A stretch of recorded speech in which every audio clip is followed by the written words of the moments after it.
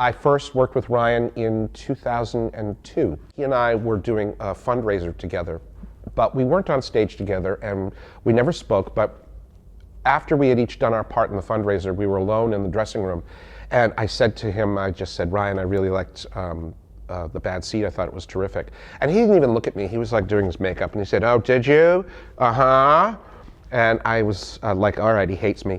And I was like, okay. So anyway, thank you. And then I got a phone call out of the blue and he said, listen, do you want comps to the closing night of The Gulls? And I said to him, comps, that's so generous of you, but you don't have to do that. What if you did 2 for 1?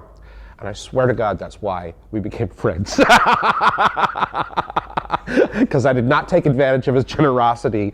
Anyway, so I hung up the phone. I was all set to go to The Gulls with these 2 for 1 tickets. And the phone rang again. And he said, listen, do you want to do a show with me? And I said, do you mean audition? And he said, no, I mean be in a show. And I said, you don't even know me. You haven't even seen me act. And he said, I've got a feeling about you. Since then, I've done 20 productions with Ryan. He is a mad genius. I mean, he's a genius. He is a showman. And it's almost like he learned theater on the street.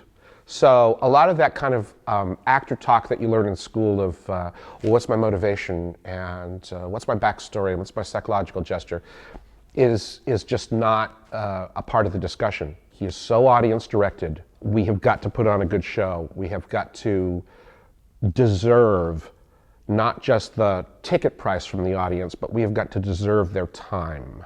He can talk about motivation, he can talk about all of those things, but he doesn't have time. He just doesn't have time. We've got too much to do.